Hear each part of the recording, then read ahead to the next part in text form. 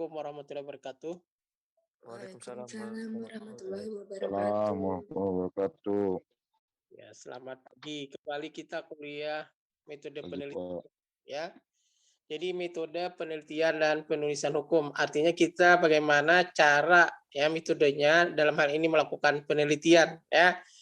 Objeknya yang kita teliti adalah hukum. Kemudian setelah kita teliti, kita laporkan lagi dalam bentuk tulisan. Makanya ada penulisan hukum ya. Metode penelitian dan penulisan hukum. Nah, mata kuliah ini kemarin diberitakan ya dibuat dalam mata kuliah ini diberikan dalam rangka saudara membuat yang namanya sebuah skripsi ya. Jadi sebuah skripsi itu perlu ada mata kuliah yang mendukung ya, yang mendukung saudara nanti dalam hal membuat skripsi. Oleh karena itu kita harus tahu dulu kemarin apa yang dimaksud dengan skripsi ya. Nah, skripsi itu merupakan kemarin adalah sebuah karya ilmiah ya. Jadi skripsi itu salah satu bentuk penulisan hukum ya. Jadi skripsi itu merupakan salah satu bentuk penulisan hukum karena bentuk penulisan hukum itu macam-macam ya. Ada studi kasus ya, ada skripsi ya, ada memorandum ya. Nah, kemudian skripsi itu untuk S1, kalau S2 namanya tesis, kalau S3 namanya disertasi ya. Nah, jadi skripsi itu adalah salah satu bentuk penulisan hukum yaitu suatu karya ilmiah yang berupa paparan tulisan ya dari hasil sebuah penelitian. Di mana dalam sebuah skripsi itu harus membahas suatu masalah. Nah, masalah yang dibahas kalau skripsi hukum bidang hukum yang dibahas ya. Kalau ya ekonomi bidang ekonomi ya. Kemudian setelah kita bahas ada masalah, kita bahas di bidang ilmu hukum, kemudian kita carikan pemecahan masalahnya dengan menggunakan asas-asas hukum, kaidah-kaidah hukum dan teori-teori hukum yang berlaku. Nah, dari definisi skripsi tadi dapat kita butiri unsur-unsur yang harus ada dalam sebuah skripsi. Yang pertama kan skripsi itu adalah sebuah karya ilmiah ya. Jadi karena skripsi itu sebuah karya ilmiah, tentu kita dalam membuat skripsi itu tidak sembarangan ya. Ada kaidah-kaidah atau prinsip-prinsip ilmiah yang harus diperhatikan di dalam kita membuat yang namanya skripsi ya. Misalnya skripsi terdiri dari 4 bab, ada keturunan ya.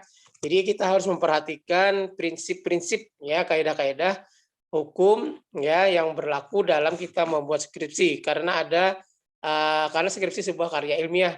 Mulai dari kita melakukan penelitian sampai kita menulisnya ada kaidahnya.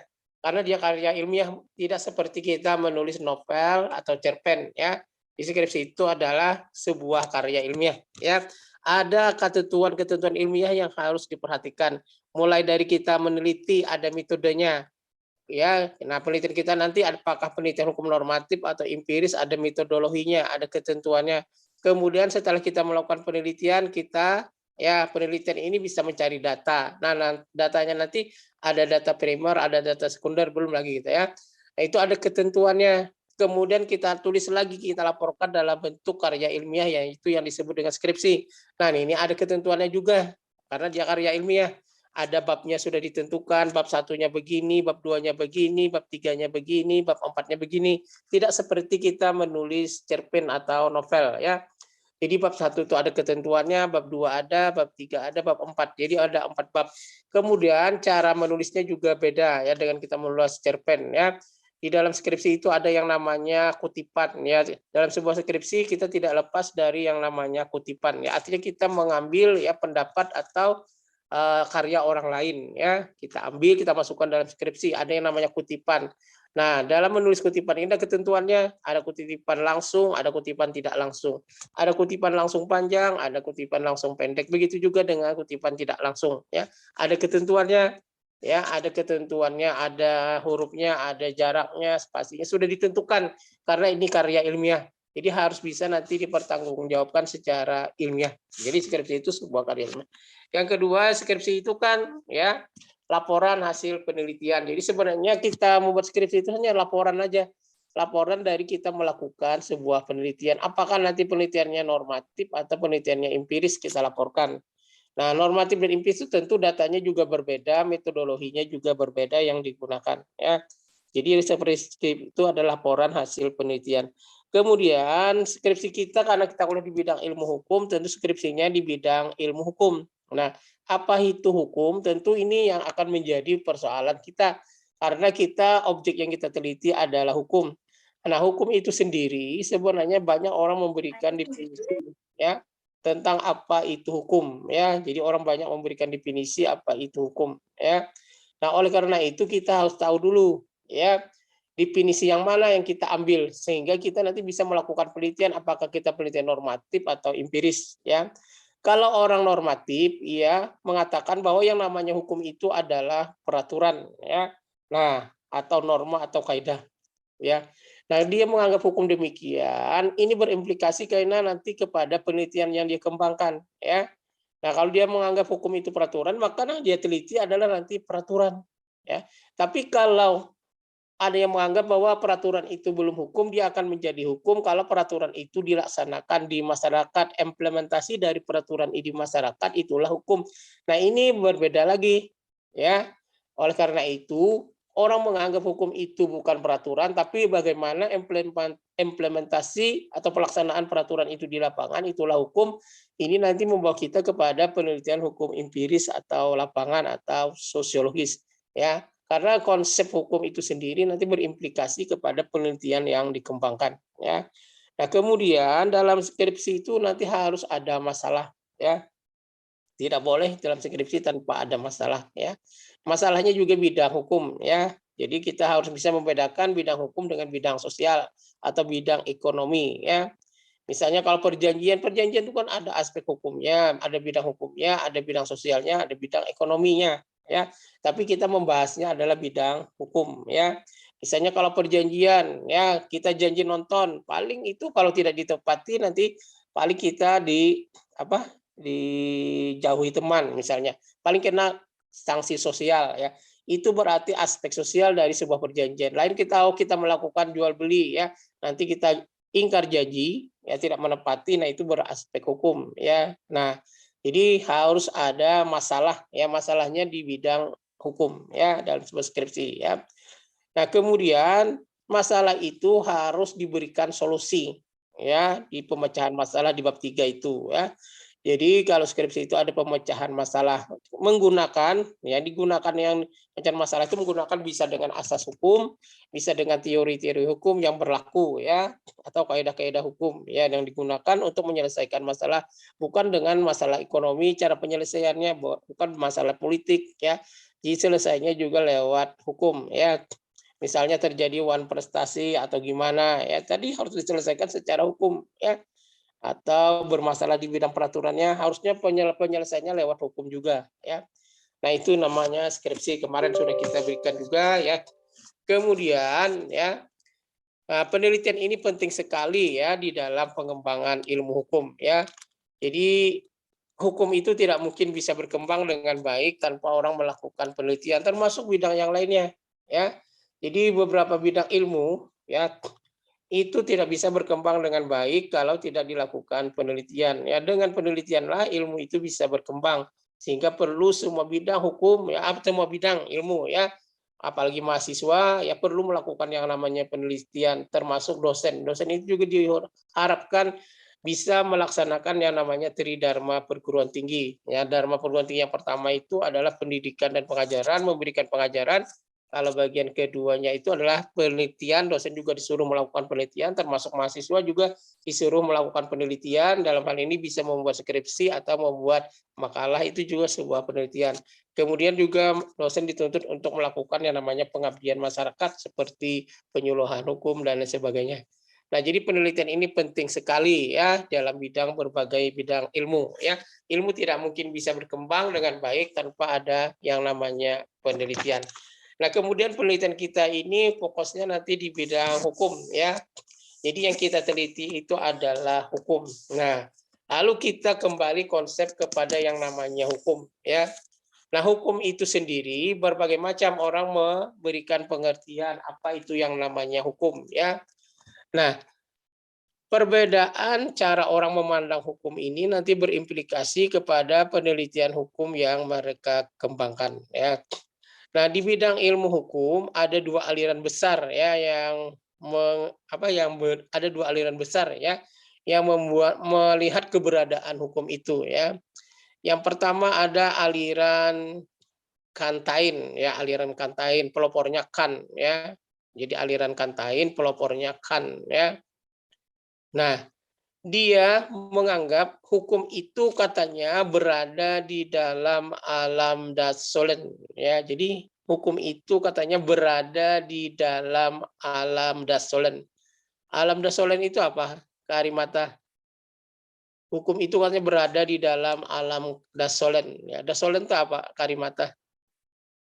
Ada karimata? Halo karimata ada enggak? Iya. Halo karimata.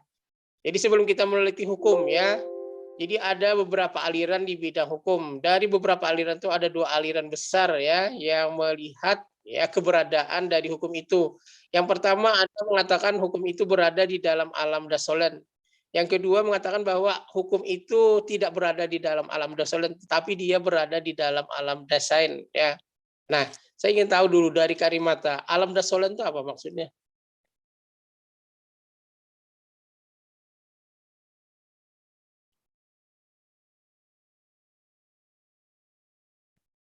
Itu ya. Oke. Ya, silakan. Widodo. Halo, Widodo ada enggak? Ada Pak. Alam dasolen itu apa Widodo? Bawah sadar Pak. Bawah sadar tuh kayak apa maksudnya? Yang tidak sesuai dengan kenyataan. Oh, itu ya. Oke. Ya. Lukman gimana Lukman? Alam dasolen itu apa? Alam dasolen yaitu adalah alam dunia ideal atau harapan, Pak. Ya, oke. Kalau alam dasain? Alam dunia fakta. Oh ya. Nah, ya. Sekarang kita lanjutkan ya. Jadi, di dalam ini kan objek yang mau kita teliti ini adalah hukum ya. Nah, jadi objek yang kita teliti ini adalah hukum-hukum itu abstrak ya. Ya. Oleh karena itu, ada beberapa aliran di bidang ilmu hukum. Nah, dari beberapa aliran itu ada 2 aliran besar yang bisa kita lihat yang mengatakan bahwa hukum itu yang pertama berada di dalam alam dasolen katanya. Ini dipelopori oleh Kant, nama alirannya Kantain ya. Dia menganggap hukum itu berada di dalam alam dasolen. Alam dasolen itu kan alam ideal, dalam harapan, cita-cita ya. Nah, hukum katanya berada di alam dasolen. Nah, hukum dalam alam dasolen biasanya kita temukan di dalam peraturan ya, di dalam peraturan ya. Nah, dalam peraturan itu hukum dalam arti dasolen, cita-cita. Misalnya ada KUHP, ada KUH Perdata, ada undang-undang, itu kan dasolen. Misalnya kalau kita menggunakan korupsi ya, hukumannya sekian ya, yang harus begini bisa membuktikan itu dasolen ya, dunia harapan ya. Nah, itulah hukum menurut aliran Kantain. Tapi bagi aliran sosiologis ya, itu bukan hukum, peraturan itu dia akan menjadi hukum kalau peraturan itu diterapkan atau dilaksanakan di masyarakat, itulah hukum ya. Nah, oleh karena itu dia mengatakan bahwa yang namanya hukum itu pelaksanaan peraturan, maka ini nanti berimplikasi kepada penelitian mereka kembangkan ya. Nah, orang sosiologis ya beraliran sosiologis, dia tidak mau melakukan yang namanya penelitian hukum normatif. Tidak mungkin dia melakukan penelitian hukum normatif. Kenapa? Karena dia menganggap normatif itu norma peraturan itu belum hukum. Karena dia berada belum di dunia fakta. Ya, dia berada di dalam dunia harapan. Ya, itu belum hukum katanya bagi orang sosiologis. Nah, justru bagi orang yang beraliran hukum tadi, ya bahwa dia hukum itu berada di dalam alam dasolen, bahwa aliran sosiologis itu bukan hukum, ya itu katanya ya itu katanya bukan sebuah hukum kalau kita melihat pelaksanaan hukum itu di masyarakat, itu adalah bidang orang ilmu sosial ya katanya ya. Bagaimana melaksanakan peraturan di lapangan itu kaitannya dengan ilmu sosial. Jadi ada dua gap ya di dalam memandang hukum ya. Jadi saya katakan tadi ada aliran yang mengatakan bahwa hukum itu berada di dalam alam dasolen, ya, dunia harapan, cita-cita. Ini kaitannya dengan bahwa hukum itu ada di dalam yang namanya peraturan. Nah, peraturan ke cita-cita, harapan, ya, harus begini, kan peraturan. Nah, tapi bagi aliran sosiologis itu bukan hukum, ya.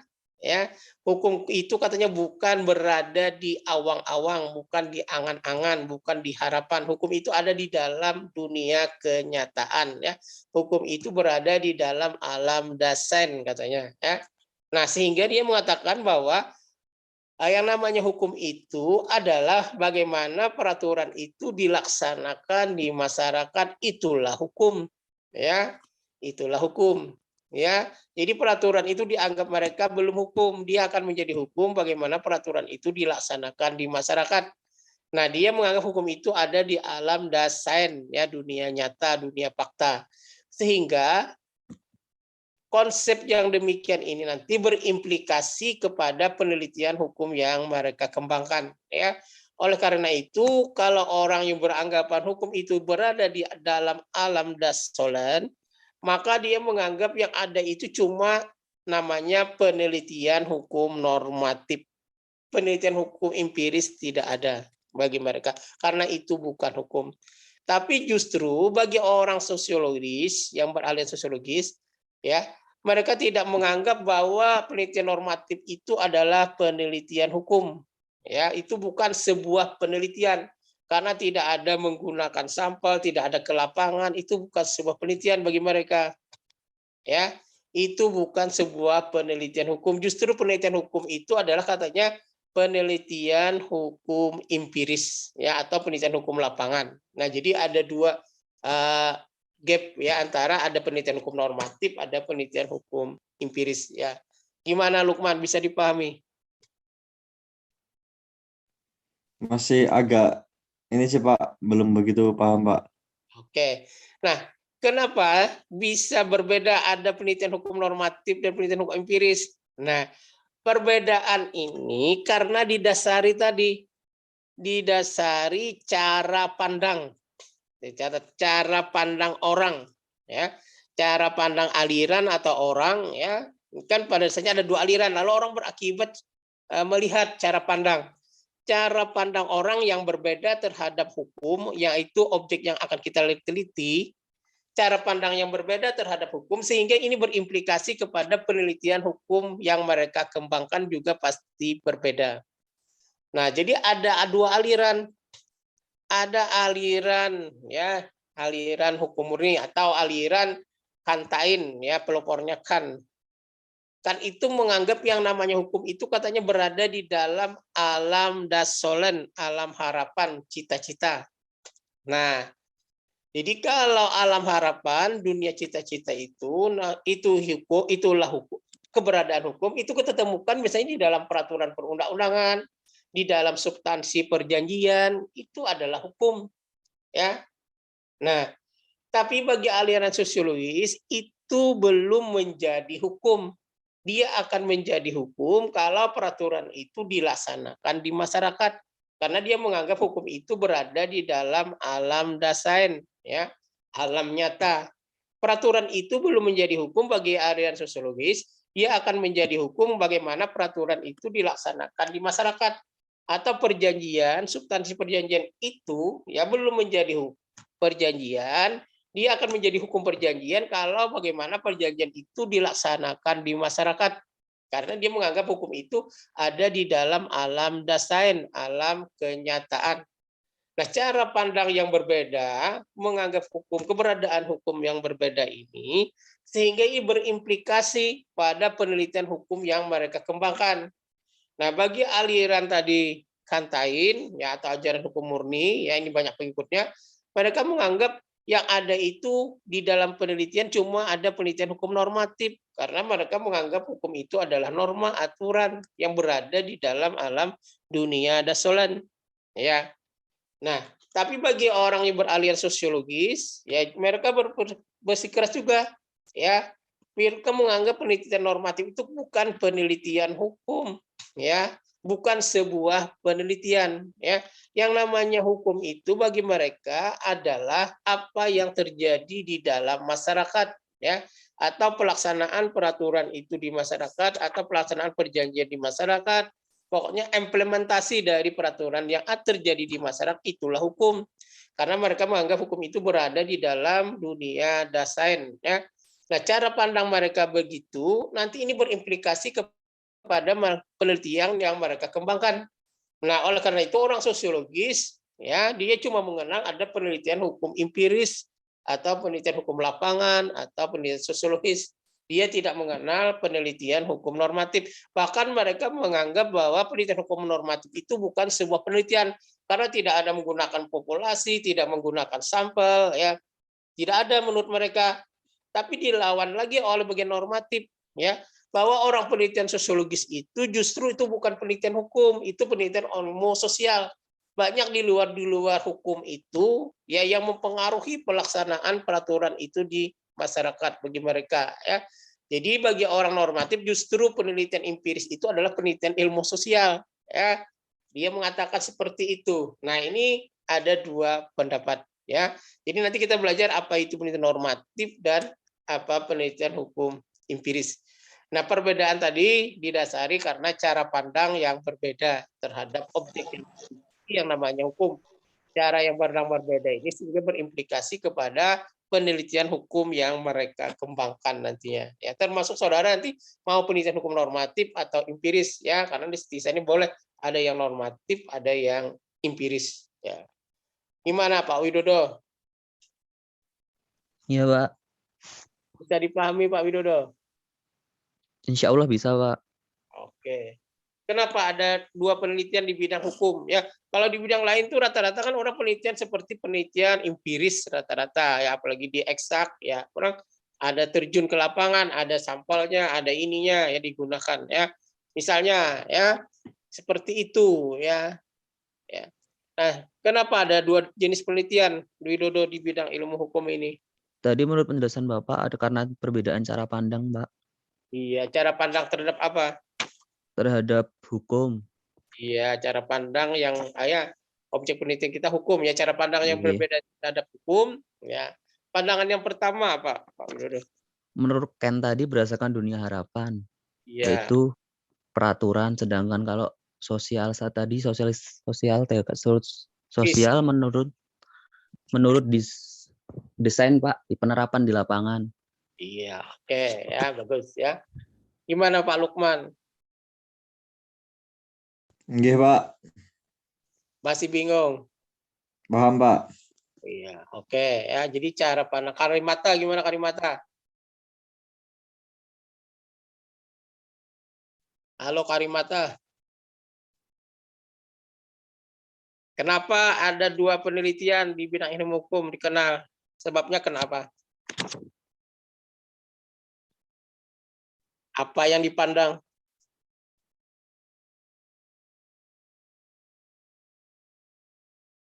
Yang dipandangnya itu apa? Yang berbeda, cara pandangnya itu yang berbeda itu apa?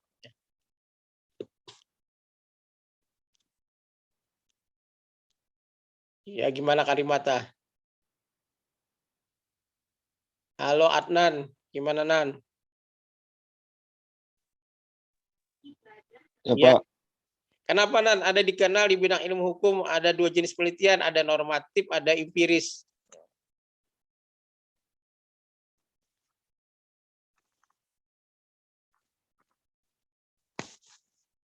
Apa alasannya Nan?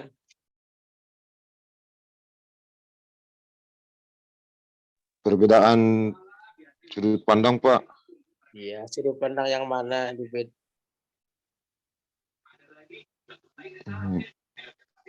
Kalau hipertensi itu biasanya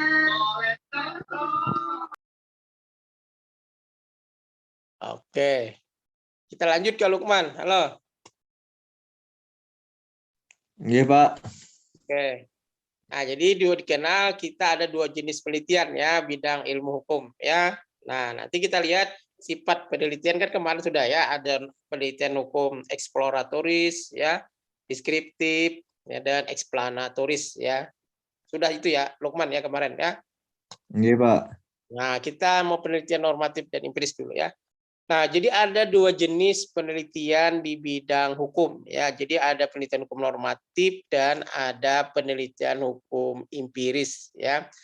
Penelitian hukum normatif disebut juga penelitian hukum kepustakaan ya. Jadi kalau orang menyebut penelitian hukum normatif sama juga dengan penelitian hukum kepustakaan. Kenapa kepustakaan? Karena kita melakukan penelitiannya paling banyak di kepustakaan ya, di perpustakaan atau di dalam berbagai macam literatur ya, terutama peraturan yang kita teliti ya, atau bisa juga perjanjian yang kita teliti nanti ya. Nah, jadi banyak kita melakukan penelitiannya itu di kepustakaan sehingga disebut juga penelitian kepustakaan ya. Nah, penelitian hukum normatif disebut juga dengan penelitian studi dokumen. Artinya yang banyak kita teliti itu ada dokumen ya. Dokumen itu bisa dokumen berupa perjanjian, dokumen berupa peraturan, makanya disebut juga dengan studi dokumen, artinya kita teliti ya. Nah, sedangkan penelitian normatif juga disebut juga dengan penelitian doktriner ya, doktriner ajaran ya. Ajaran itu kan juga ada di dalam, bisa di dalam semacam dokumen ya, ajarannya A begini begini B. Nah, yang kita teliti ajaran itu ya, dari mereka semua melakukan penelitian lalu timbul ajaran. Nah, ajarannya itu kita teliti, itu juga termasuk penelitian normatif ya, makanya disebut juga dengan penelitian doktriner ya. Jadi bahan-bahan hukumnya itu adalah termasuk ya, data-datanya atau bahan-bahan hukum itu termasuk, nanti kita belajar itu termasuk bahan hukum sekunder ya, beda nanti dengan penelitian hukum empiris ya. Nah, jadi kalau penelitian normatif itu disebut juga penelitian kepustakaan, penelitian doktriner, penelitian studi dokumen, itu termasuk penelitian hukum normatif ya. Nah, sedangkan penelitian hukum empiris disebut juga dengan penelitian lapangan atau penelitian sosiologis ya. Artinya kita biasanya melakukan penelitian ini ke lapangan, terjun langsung ke lapangan ya. Tapi bisa juga disebut dengan penelitian sosiologis ya, karena berkaitan dengan masalah sosiologi ya. Nah, misalnya ya, saya mau melakukan penelitian tentang perjanjian ya. Ya, judulnya begini ya. Analisis yuridis terhadap perjanjian bentuk baku. Analisis yuridis terhadap perjanjian pembiayaan bentuk baku misalnya pada PT Adira cabang Banjarmasin ya. Bisa didengar suara saya, Widodo? Ulangi Pak, judulnya apa tadi Pak? Saya mau nitip. Analisis yuridis terhadap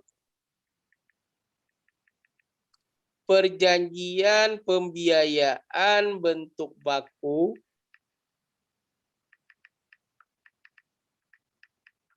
pada PT Adira cabang Banjarmasin.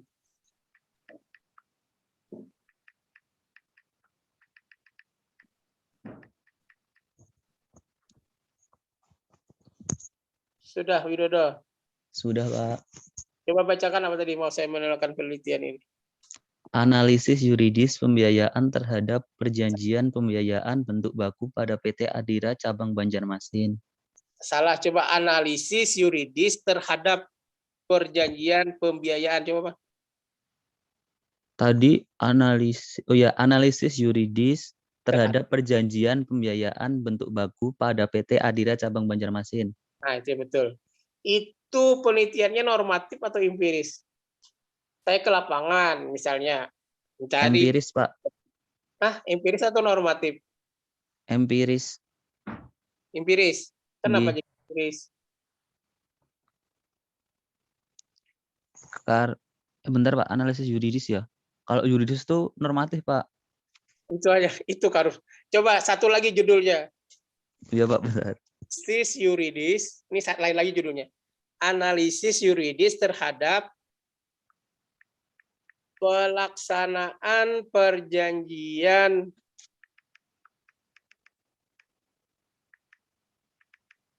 analisis yuridis terhadap pelaksanaan perjanjian pembiayaan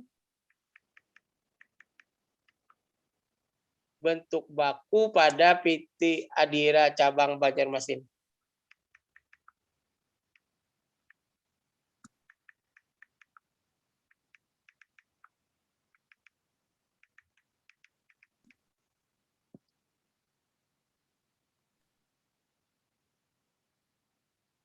Sudah, Widodo?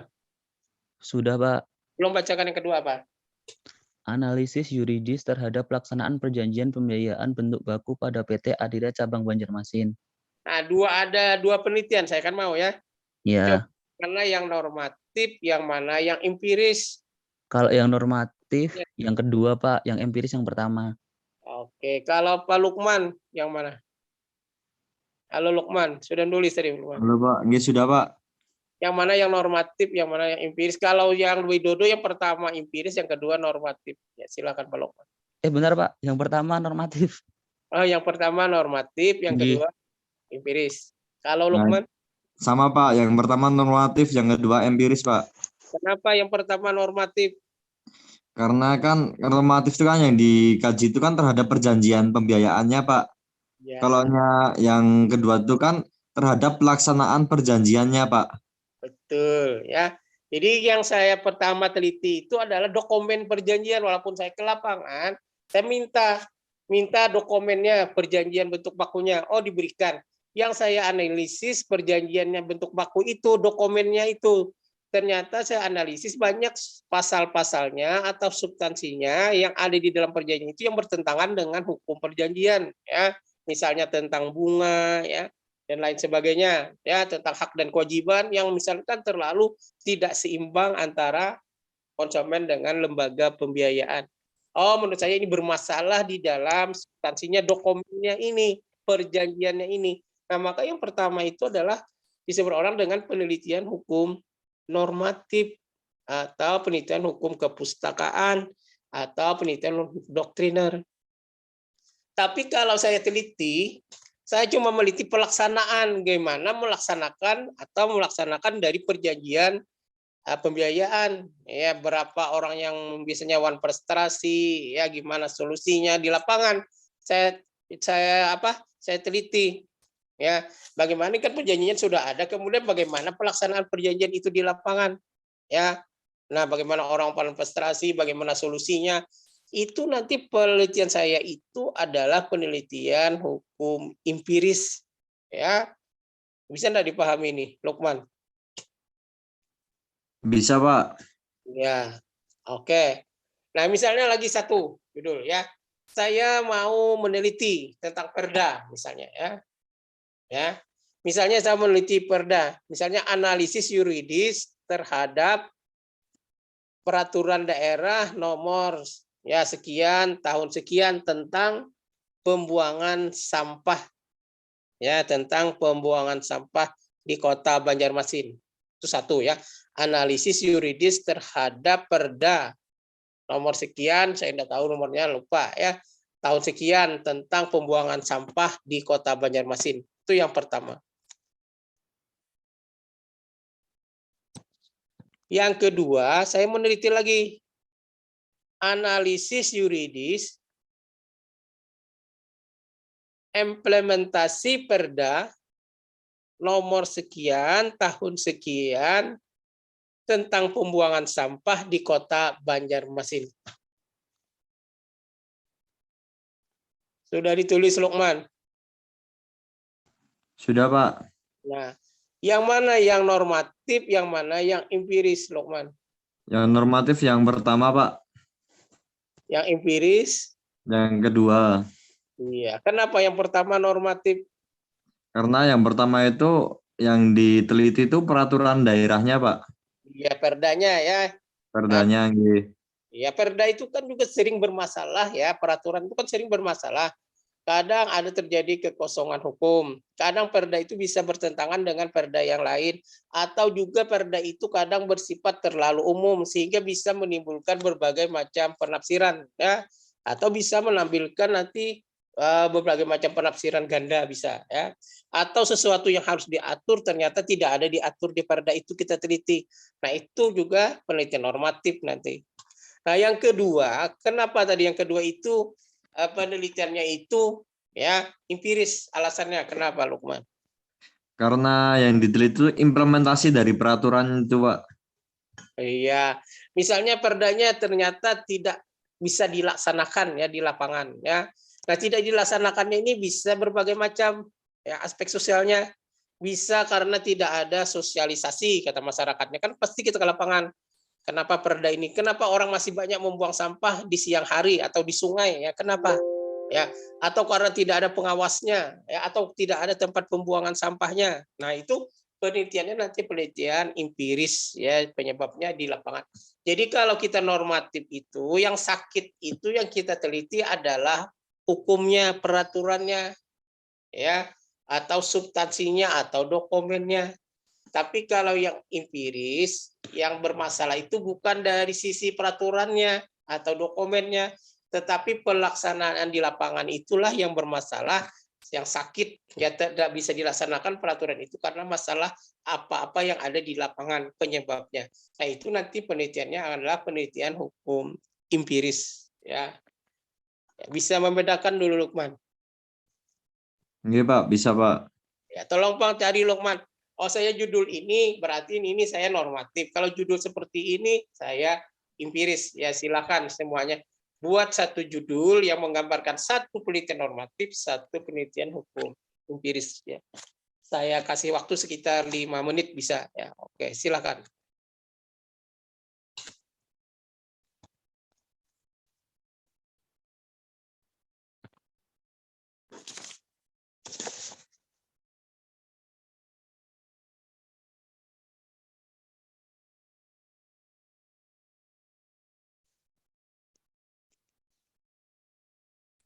Sudah, Pak. Sudah. Silakan Anda. Apa judulnya kamu? Judulnya analisis yuridis terhadap undang-undang lalu lintas, Pak. Iya. Undang-undang nomor sekian ya, tahun Oke, sekian tentang lalu lintas ya. Iya, Pak. Oke. Itu normatif atau empiris? Normatif, Pak. Kenapa jadi normatif itu? Karena yang diteliti adalah undang-undangnya, Pak. Ada bermasalah di undang-undangnya ya. Iya, Pak. Kalau yang empirisnya? Empirisnya implementasi pada undang-undangnya, Pak. Iya. Coba Bang judulnya gimana? Analisis yuridis implementasi terhadap peraturan undang-undang lalu lintas, Pak. Oke. Coba Bang, kamu kerja di Pengadilan Agama kan? Pengadilan negeri, Pak. Pengadilan negeri. Oh ya, bukan Pengadilan Agama ya, Pengadilan negeri ya. Iya, Pak. Ada enggak berkaitan dengan ini, ada kaitannya lalu lintas ya sering ya kalau orang kena itu ya razia Iya, ya. Pak. Yang belok kiri jalan terus ada Oh, sedangkan itu ada tandanya itu, Pak. Iya, Pak. coba Bang Man tadi yang kedua yang empirisnya Nanda gimana? Analisis implementasi pada undang-undang lalu lintas, Pak. Oh, analisis yuridis ya pelaksanaan misalnya Implementasi, Pak. atau implementasi undang-undang nomor sekian tahun sekian tentang lalu lintas di Kota Banjarmasin ya. Oke, Pak. Kalau empiris kan ada tempatnya bisa kita teliti ya. Rata-rata kalau empiris itu harus disebutkan tempatnya di mana kita teliti ya. Sama dengan penelitian eksplanatoris kemarin ya. Kira-kira Nanda ya. Oke, Pak. Di lapangan ya kalau kamu meneliti tentang lalu lintas ya, pelaksanaan undang-undang itu ada masalah pelaksanaan di lapangan menurut asumsi kamu. Kan sebelum penelitian biasanya orang ada yang namanya asumsi atau dugaan sementara. Oke, Pak, ada masalah, Pak. Masalah apa biasanya banyak di lapangan itu? Itu rambu lalu lintas yang belok kiri, Pak, jalan terus. Maksudnya? Ada yang sebagian yang ada lampu merahnya, sebagian tidak, Pak. Boleh langsung belok kiri, Pak. Oh itu ya, itu sarana ya bermasalah ya sehingga bisa mungkin ya apalagi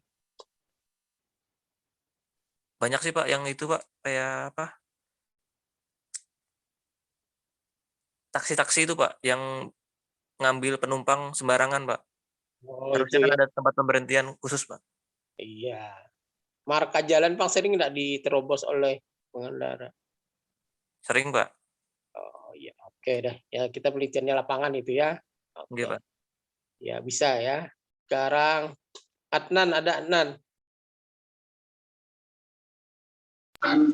Ya Pak, Kita ada buat penelitian normatif, satu empiris. Anan lagi sibuk di kantor kah? siapa? Oke, Widodo. Halo Widodo, Iya, Pak.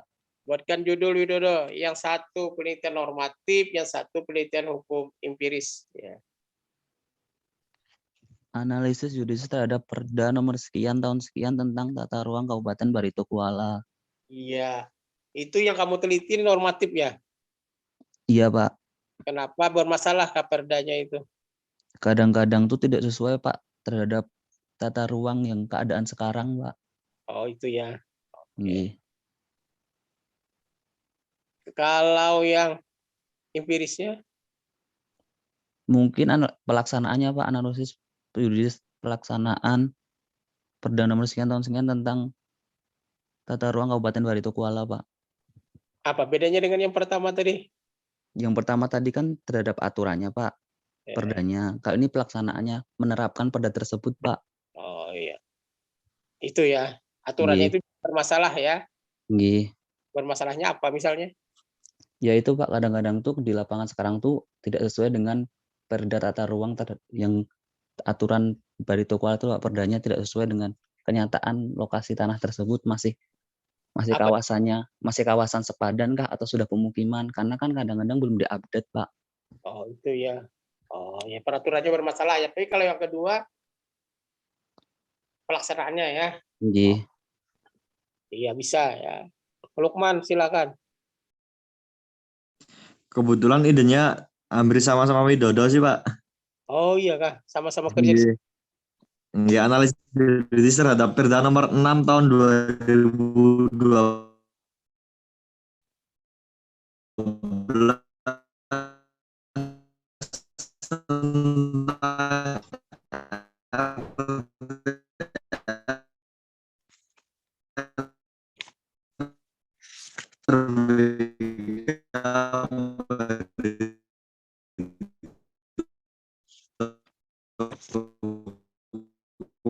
Kuala, Pak. Halo, suaranya rusak. Kenapa nih?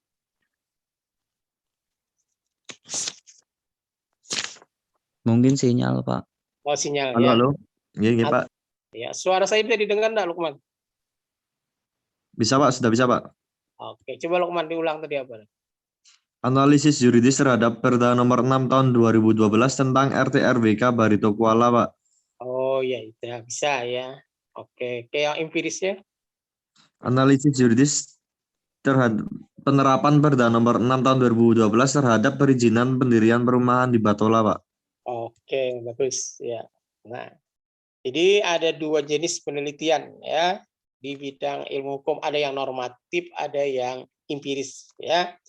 Nah, jenis ini disebut perbedaan ya, ada penelitian. Kenapa ada berbeda penelitian normatif dan empiris ya? Itu tadi karena cara pandang ya, cara pandang orang yang berbeda terhadap objek yang kita teliti namanya hukum ya.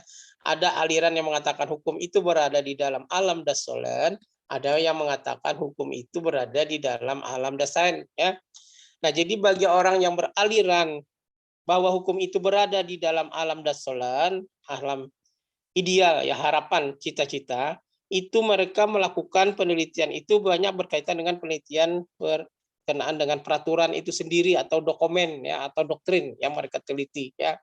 Karena itu ada di dalam tatanan dunia harapan, cita-cita. Misalnya pasal-pasal itu di dalam undang-undang itu rata-rata itu kan berisi harapan, cita-cita ya. Itu harapan ideal ya. Ya. Nah, tapi bagi aliran sosiologis, kata mereka hukum itu bukan berada di dalam dunia ideal atau di dalam dunia harapan atau bukan berada di dalam angan-angan atau bukan berada di awang-awang ya kata mereka, tapi hukum itu berada di dalam alam kenyataan ya. Jadi hukum itu katanya berpijak di bumi ya. Jadi artinya dia yang namanya hukum itu bagaimana peraturan tadi bisa dilaksanakan di lapangan. Kalau tidak bisa dilaksanakan, apa penyebabnya di lapangan? Itulah hukum menurut aliran sosiologis ya. Nah, jadi karena cara pandang yang berbeda terhadap hukum inilah sehingga nanti berimplikasi kepada penelitian yang mereka kembangkan. Ada penelitian hukum normatif, nanti ada penelitian hukum empiris ya. Nah, bagi orang aliran sosiologis ya, bahwa penelitian hukum normatif itu bukan sebuah penelitian karena tidak ada menggunakan sampel, katanya tidak ada menggunakan populasi ya. Bagaimana terjun di lapangan tidak ada. Nah, tapi orang normatif justru mengatakan yang namanya penelitian hukum itu justru adalah penelitian hukum normatif. Kalau penelitian hukum empiris itu bukan sebuah penelitian hukum, itu adalah sebuah penelitian ilmu sosial. Karena banyak yang mempengaruhi di luar peraturan itu terlaksananya di lapangan berkaitan dengan masalah sosial yang paling banyak katanya. Nah, dari pendapat ini kira-kira menurut Widodo gimana komentarnya terhadap mereka berdua yang menyalahkan satu saling menyalahkan? Sebenarnya sih kalau saling menyalahkan itu anu sih Pak, enggak sih sebenarnya semua tuh penelitian tuh benar sih Pak, karena kan kalau dari segi apa normatif tadi kan aturannya. Iya. Aturannya kan, tapi kalau sosiologis kan gimana sih aturan itu sudah sesuai belum malah di masyarakat. Jadi sebenarnya tidak bisa saling menyalahkan sih Pak, malah saling melengkapi kemungkinan Pak menurut saya. Ya, betul. Karena bisa dibandingkan masih sepadan, masih baik aturan tersebut dari segi penelitian sosiologis. Nanti kan bisa dikaji lagi aturannya. Iya. Oke, ya. Jadi dari hasil penelitian sosiologis nanti bisa lagi memperbaiki dari penelitian hukum normatif ya. Nah, jadi kita moderat aja ya. Bisa itu penelitian hukum normatif, bisa itu penelitian hukum empiris karena kedua-duanya penelitian saling bisa melengkapi ya. Gimana Pak Lukman? Gimana Lukman? Oke Pak, setuju Pak. Setuju ya. Nah, sekarang nanti minggu depan ingatkan saya ya. Kalau penelitian hukum normatif itu nanti disebut orang datanya itu data sekunder ya. Tapi kalau penelitian hukum empiris itu nanti datanya data primer ya. Kenapa demikian? Nanti kita bicara tentang data ya. Jadi penelitian itu penting dalam hal untuk mendapatkan data ya. Mendapatkan data ini macam-macam caranya. Beda antara penelitian hukum normatif dan empiris ya. Kalau normatif nanti ya kita mendapatkan datanya dengan studi pustaka banyak ya. Tapi kalau itu studi lapangan bisa wawancara, kuesioner dan lain sebagainya. Oke. Nah, untuk hari ini Bapak rasa cukup sekian dulu. Terima kasih. Silakan.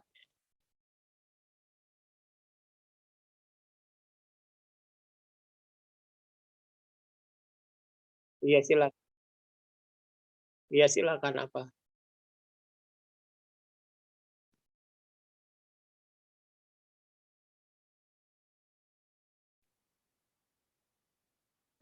Iya.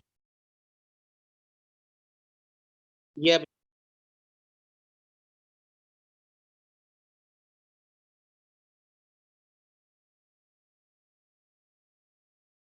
Iya. Oh ya itu kalau yang pertama betul, yang pertama itu kan normatif ya, jadi punya kamu yang pertama normatif, kalau yang kedua ya empiris ya. Jadi yang kamu mau yang mana? Ya terserah kamu nanti mau ya, apakah yang normatif ya. Kalau normatif kamu tidak perlu terjun ke lapangan, tidak perlu wawancara. Kalau normatif biasanya hemat waktu, biaya dan tenaga ya. Tapi yang empiris ya itu banyak memakan waktu, biaya dan tenaga.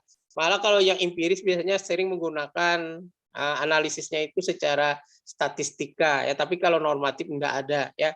Orang hukum ini paling tidak suka banyak berkaitan dengan statistik ya, karena kalau empiris itu banyak nanti kalau mengukur ya banyak, tapi harus menggunakan rumus statistika ya paling banyak ya.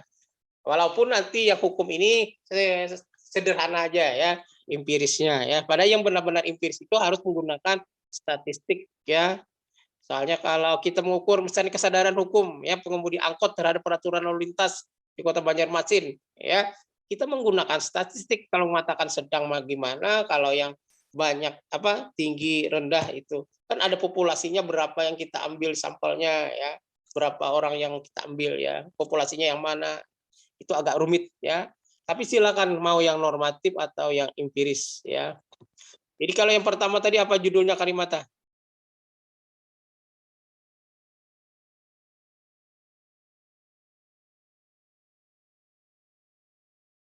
Sengketa kewenangan yang ditelitimu itu apa?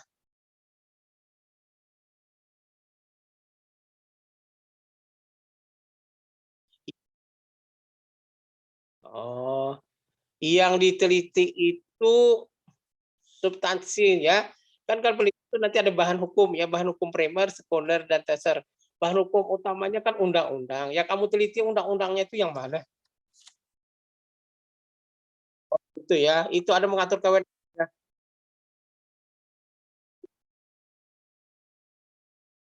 Oh, oh, oh, itu ya bisa normatif itu ya, terserah kamu ya. Oh itu ya silakan.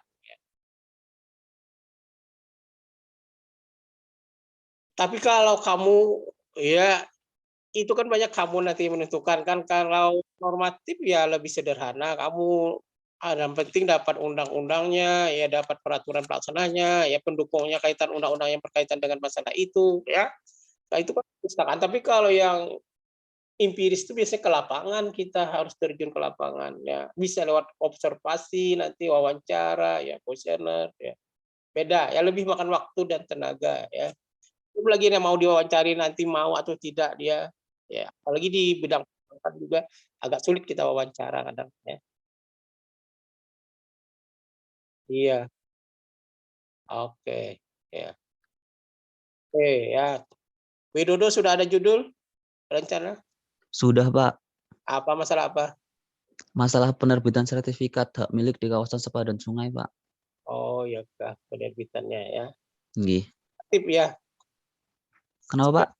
Normatif atau empiris? Normatif, Pak. Normatif ya.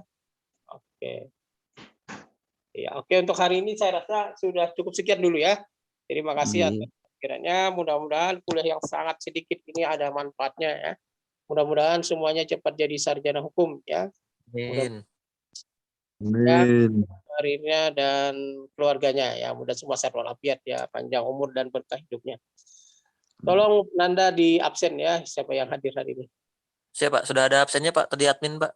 Oke, ya terima kasih ya. Mohon maaf atas kekurangan dan kesalahan saya. Wassalamualaikum warahmatullahi wabarakatuh. Waalaikumsalam. Waalaikumsalam. Waalaikumsalam warahmatullahi Terima kasih, Pak, atas wabarakatuh. materi dan ilmunya, Pak. Sehat Makasih selalu, banyak, Pak. Pak. Ya.